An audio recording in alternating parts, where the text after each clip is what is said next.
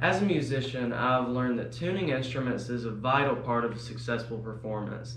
There's not a lot of things worse than hearing a guitar player strike a chord and the guitar's out of tune. Something most people wouldn't initially think about having to be in tune is a snare drum.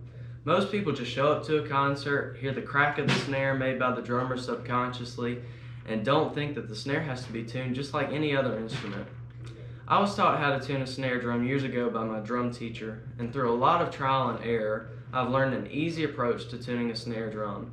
I'm going to demonstrate how to tighten, stretch, and tune the drum in a short amount of time. Mark Twain said the secret of getting ahead is getting started. So let's get started with what you'll need to tune a snare drum. First of all, we will need a snare drum. I have one right here that's good and out of tune. Next, you'll need a drumstick and a drum key. I have two, and I found that it makes the process a little bit faster. Now that I have my snare, my stick, and my drum key, I'm going to turn the snare wires off to reduce the buzz and begin with the first step. Step 1, loosen all the lugs around the top head with your drum key so you can start from a clean slate. I'm tuning the drum keys counterclockwise, which is to the left.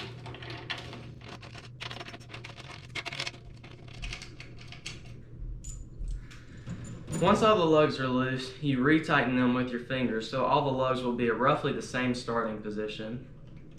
The way I'm doing this is I'm just grabbing the screw right under the rim, the silver part of the drum, but right under the rim. You can see the screw. You can grab it from the top and tune where the drum key fits. You can tighten it there, but I found it better to do it just directly onto the screw. Now that all the lugs are finger tight, you can start to tighten the lugs with your drum key. I'm going to turn the key clockwise, which is to the right, to build tension on the drum.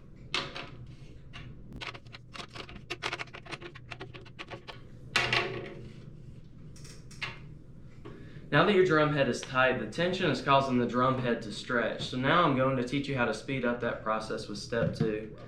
Step 2, stretch and tune your drum head. The way I'm stretching my drum head is by applying pressure to the center of the head with the palm of my hand, and with the other hand I'm taking my drum key and tightening all the lugs all the way around the head.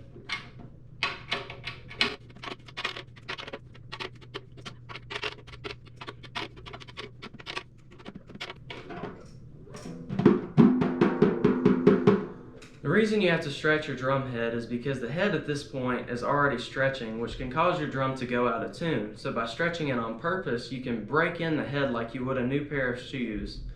Now we can start fine-tuning the top head by doing half turns and quarter turns around the drum. And I'm going to be listening to the different pitches and frequencies, hitting it with my drum head all the way around the head to make sure they're all in unison.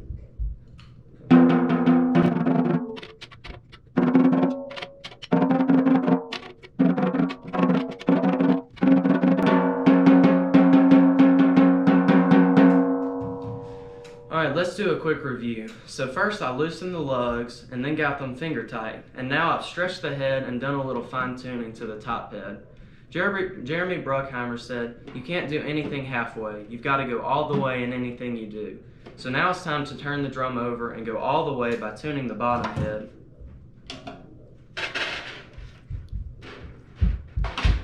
So first turn the drum upside down to make sure the bottom head, and what I'm going to be doing is making sure the bottom head is tight. I'm going to take my drumstick and slide it under the snare wires and rest it on the rim of this drum just to keep any unwanted buzz off the drum while we're feeling it.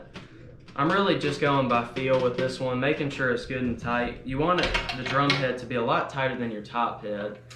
The reason you want it so tight is to ensure that the snare wires are quickly slapping on the head and they bounce back right into place to reduce unwanted buzzing and overtones. Some say that tuning the bottom head is just as important as tuning the top head. The stretching technique does not apply to the bottom head because the drum head is generally made of thinner material and will burst if you put too much pressure on it with your hands. Now that the bottom head's tight, I'm going to turn it right side up and see how it sounds.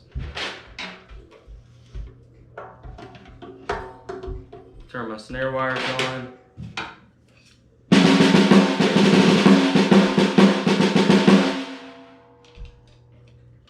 It sounds pretty good. I might need to do a few more turns around the head, but other than that, it sounded much better than when we started. Let's review the steps. In step 1, I loosened the lugs and got them finger tight. Step 2, I stretched the head using the pressure technique and I did a little fine tuning to the head. Step 3, I made sure that the bottom head was super tight. The reason I don't have a set in stone step for tightening the head is because each drummer will tune their drum to their personal preference of pitch and frequency. I normally tune mine higher than I normally would and than I have done right now. But that doesn't mean this is the only way you can tighten your head. Most drummers just tighten it to their desired tension, and if you wanted to do that, you would just tighten and loosen all the lugs around your top head the way I was tightening it, and it'll get it higher or lower. But the main thing you want to focus on is that the bottom head is really good and tight. Tuning your snare properly sets the tone for your performance on the drums, whether you're in a band, symphony, or just a drum enthusiast. Hopefully now you have learned how to tune a snare drum. In the words of Bono, lead singer for U2, music can change the world because it can change people.